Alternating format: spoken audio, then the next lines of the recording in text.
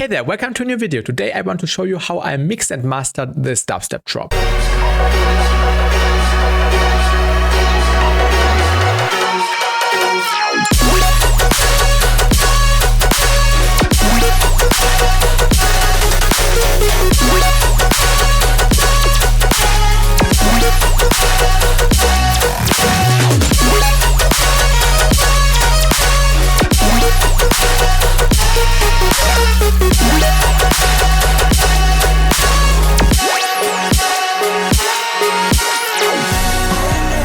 Also, this drop is part of my Thief remix, which I did for UK's remix contest hosted by Audios, which is out now on Audios but also on SoundCloud. So make sure to check it out if you like melodic music. As I mentioned before, today I'm going to show you how I mix and master this drop. And for this, I will go through all the different elements. So we will start with the drums first, then we will go to the basses and the synths, and finally to the background stuff. When it comes to the drums, there are two factors which are important. On the one hand, you need to choose the right drums for your context. In this context, I chose hard-hitting drums with a clean and punchy transients, which are sounding like this. This is a kick by Kerosene and a clap by Wax You, which were fitting really well in my context. On the other hand, you also need the right sidechain for your drums. I'm sidechaining with Shaperbox like Riot also does. And what's really important is that I'm using this pre-attack thing right here. So what I basically did was delaying the MIDI trigger a few milliseconds to the left. In this context, 5.32 milliseconds. And this attack on the Shaperbox is also taking 5.32 milliseconds. So no audio information overlaps with your transients, which might be caused by clicks or anything like that. When I choose the right drums for my context, I most of the time don't process them afterwards. The only thing I did on the kick was a little EQ dip right here because the transients was extremely strong and I wanted to lower it a little bit. On the clap, I did nothing. What I see in my feedback streams quite often is that people lower the volume of the drums. So for example, they are decreasing the volume of the kick, and my advice is to just leave the volume of the kick as it is or to even push it into a clipper so you can use the drums as an orientation point for everything else, because the drums should always be the loudest sounds in your mix. I'm layering the drums with some crashes and heads. We have these cashmere heads right here, which were fitting really well. I'm cutting out some mids here, and I'm also delaying the signal by a few milliseconds so I can just make sure the initial hit of the head is not clashing with the transients of the kick and of the snare. I'm also using these crashes right here, which is just an export of 10 layered crashes together, and to make my life easier, I rendered them to audio, and I'm also delaying them by a few milliseconds to make space for the transients right here. In some parts of the drop, I was also using some kind of percussion, just some ear candy on top. As you can see here, I got rid of the low end and also did a little dip on the mids because the mids were quite loud. Now we will get to the most important part, the basses and the synths, which were sounding like this on their own.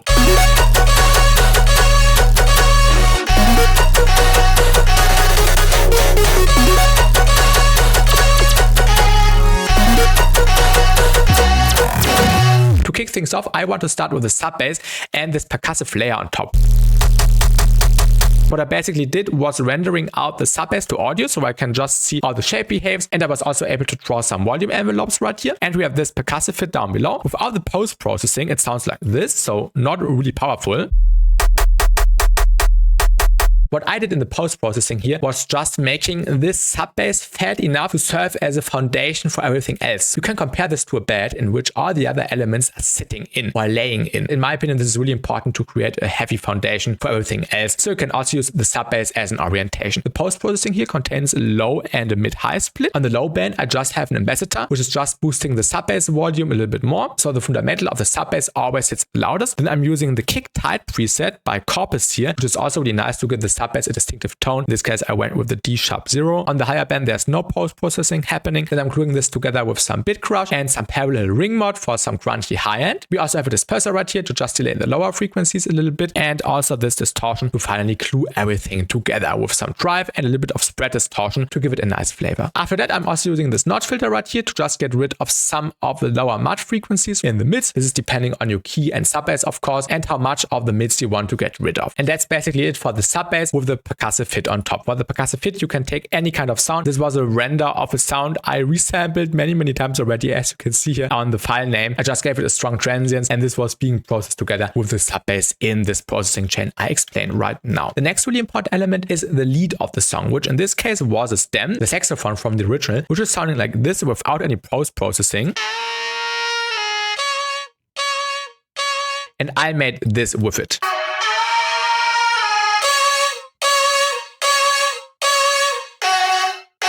And you can see that there's quite some post-processing happening. First, I'm cutting out some of the lower mids and the low end, of course. And then we have this snap heap right here, which has an automation going on. There's a macro on the width, so I'm making sure that towards the end of the build-up, it's getting more mono. So the initial hit and the drop hits harder when it's more stereo and wide.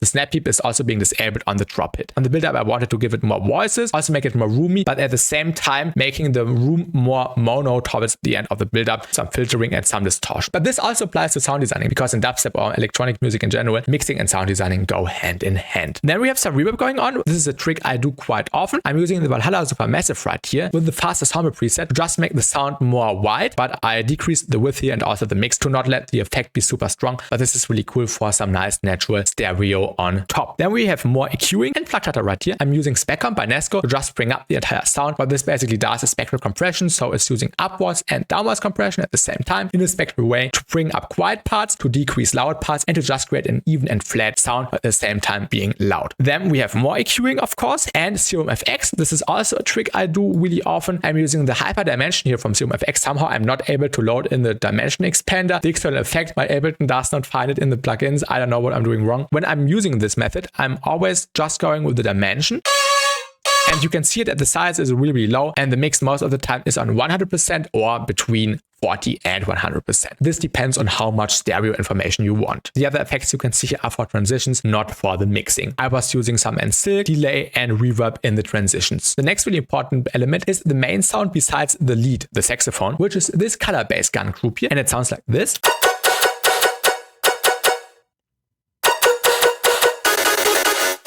This consists of multiple layers. These layers each have different roles, and then in the group I'm routing them together into one chain to just maximize them with some spectral compression, the spec comp right here, and also some EQing and a reverb automation for some additional flavor. Let's have a look at the layers. This is the main tonal layer, which I made with Polyflanger. If you want to learn how to make these kind of color guns, watch my Polyflanger video, which I posted a few weeks ago. What I basically did was rendering out some of these and arranging them in a way I like them with different tones. And they are also playing a little melody, as you can hear, obviously. Da da da da da da da. And I'm also using spec comp to just make them tight and loud. And also some Valhalla room, because without the Valhalla room, it sounds really dry. In electronic music, it's really important that your songs are most of the time not dry, but have some kind of wet flavor to them, so they feel more alive and more organic and not that raw. This is the next layer. And that's just a supportive layer, and you can see that this layer is more dry compared to the first one. This is just helping to fill out empty frequencies and at the same time being in the key F sharp major or D sharp minor. And together the first two layers would sound like this. And you can hear that they are perfectly adding up on each other. This layer is really important for the initial transients, because you can hear that it has this dispersed lasery zappish feel to it, which is also why I let it start a little bit earlier here. So it has like a pre-shifted attack into the main sound, and it's also in key, obviously, colorized with the Polyflanger method. And you can also hear that it's quite wide and also more wet, because I also have some reverb on here to give it a room and place it in the stereo image, and also some spec comp to glue it together.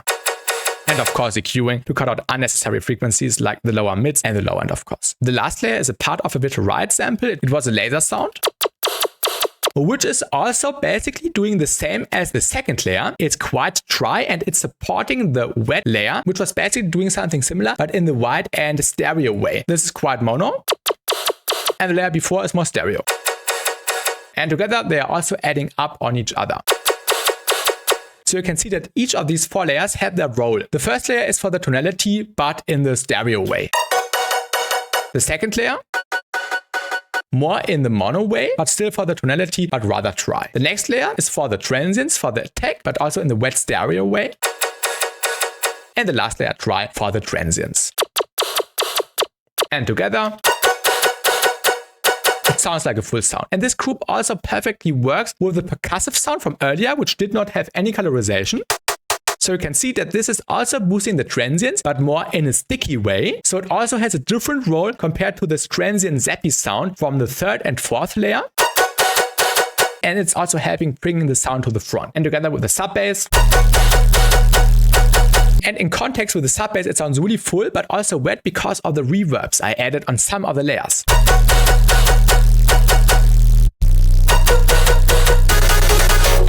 And from time to time, we have some variations going on, like this sound right here, which was a resample of a sound I made with Serum, I think, but I can't remember, to be fair. And this sound right here, which is also not that wet, but it got brought up to the front with some filtering and distortion and also spec up, of course. And this is also why I got rid of this wet main sound, because I wanted to create a contrast with this more dry sound, but without the wet main sound under it. But two of the other layers are staying for supportive reasons. We also have these filler sounds like this one, which was a render of a fast arpeggiated saw wave with some filtering, spec comp, EQing, and this sound also has some reverb for wetness and the Serum FX dimension for some nice stereo image.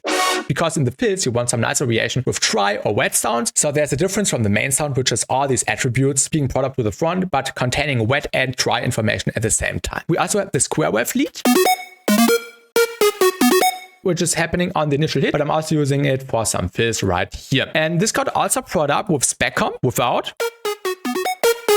And yeah, you can see that this perfectly brings up your sound how you want it. You could even crank it up more, but I felt like these were the perfect settings for the square wave. In Serum, it looked like this. We have the square wave and a few other wave tables with a short envelope. There's also the hybrid reverb for some subtle room and some delay and some filter automations for transitions. Then there's the reese bass, which is really massive. This is a render in Serum. If you want a tutorial for this reese bass, let me know and I can also make a video about that in the future. But without post-processing, it sounded like this. And I just wanted to give it even more distortion with Decapitator and the AC1, and I also give it a little filter automation and some spec comp at the end to bring it up really a lot. And that's basically it for the main bass and synth group of the drop. Now there's the final significant level, the background stuff. I think background elements are also really important to just fill out the empty space and some frequencies and to just make the sound come to life even more. This is what my background sounds are sounding like.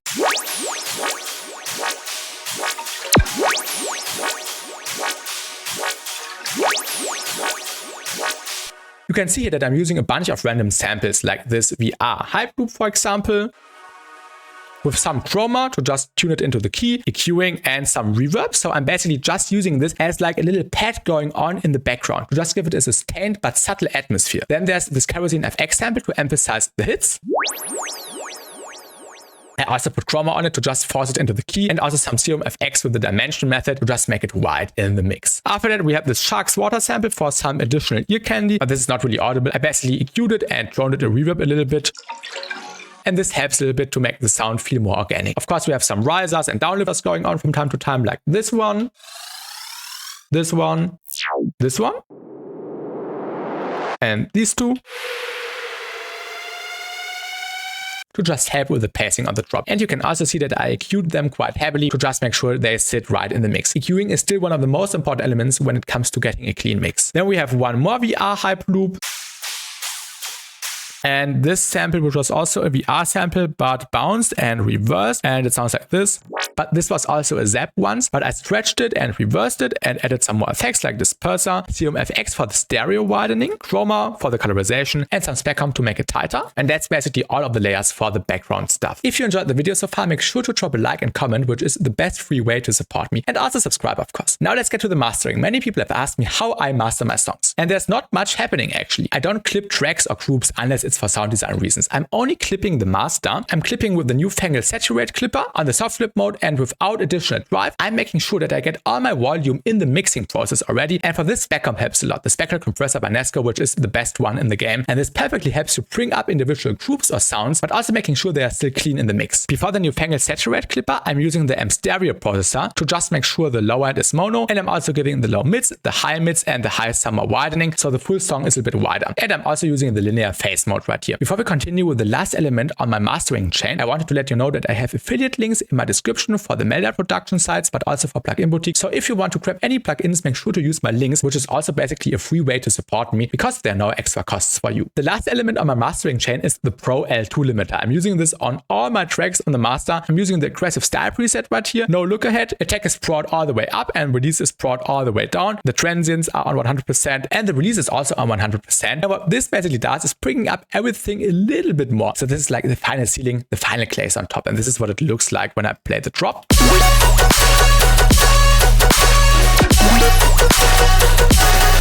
And you can also see here that I'm reaching around -2.3 LDFS, which is really loud, without increasing the gain in the clipper before. So I'm getting all the loudness on my individual sounds or in my groups, which was essentially achieved by SpecComp. After that, I just have an EQ to check and the stereo tool, which is also a free plugin to check the stereo image.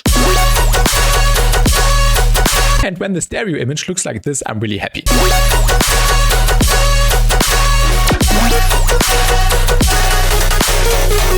I would be more than happy to help you even more by answering your questions in the comments, so feel free to just ask. I hope you enjoyed the video. Make sure to check out the entire song on Audios or SoundCloud, and see you in the next video. Have a great day and goodbye.